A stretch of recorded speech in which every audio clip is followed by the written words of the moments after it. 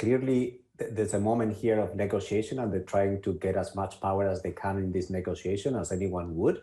But the practical statement that they've made, which is they're willing to violate the agreement that they already signed, is not clear to me that it's giving them any power. I think the European Union will refuse to negotiate unless that statement is being removed from this bill. And this puts both the European Union and the UK on a collision course. And I think unless the UK moves and takes a step back, I'm not sure whether we're going to see Brexit negotiations ahead. In terms of what happens next, obviously lots of uncertainty, but in terms of that risk to the UK economy, I mean, we're heading into November 4th. It's not like the United States is going to be holding out any kind of a lifeline here. I mean, how difficult does it make this? I mean, it just puts the idea of hard Brexit right there in front of us. We've talked about this now for a long time. The referendum was on June 23rd, 2016. That's more than 4 years ago. We've been talking about the possibility of hard Brexit. We've avoided it so far. But I think if there's no clear path ahead, I think we're looking at a situation where by the end of the year, beginning of next year, we'll have no agreement between the European Union and the UK. And we've always said that, and it hasn't changed. This is going to be an economic disaster for the UK and possibly as well for the European Union because of all the disruption in trade and any other type of commercial flows. So is a no-deal Brexit then inevitable? Is that what you're saying? To me, with the current position of the UK government, the answer is yes, because I cannot imagine the European Union agreeing to signing up a paper that violates what they already agree on the withdrawal agreement.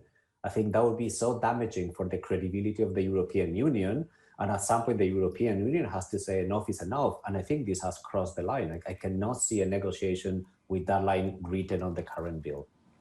How significant are the proposals, though, in the legislation, of course, this altered legislation with respect to the Irish border? Are they significant?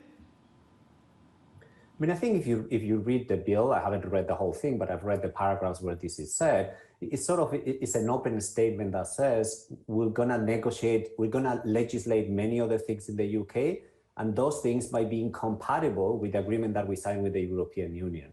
Again, that opens the door for basically any renegotiation going forward, unilateral renegotiation by the UK. It's very hard to negotiate any agreement when you know the agreement is not going to be respected going forward.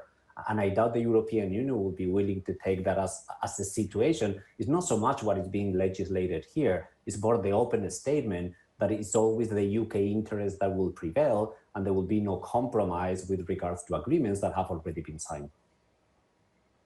Antonio, is there just, you think, a willingness here to try and kick a can down a road in spite of the long-term potential cost to the reputation of the UK there? It's hard to read, again, the strategy of the UK government here. I think my fear is that they're being a little bit naive. They think that a hard Brexit is not the end of the world. And in fact, they think that a hard Brexit gives some opportunities for the UK to develop its own institutions, its own policies away from the European Union. And I think they might see this as a potential good outcome. I'm not saying they're just pushing for it, but when they try to think about the risk of the current strategy, I think the UK government sees hard Brexit in a way that many of us don't. You mentioned before that a hard Brexit could be economically disastrous. How disastrous and how palatable would that be for people living in the UK, considering the economic hit that the economy's taken as a result of COVID?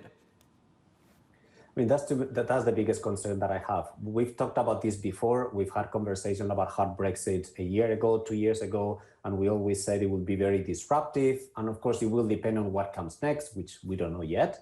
But this is now a very different situation. We're in the middle of an economic recession, which is as deep as any other previous recession we've had.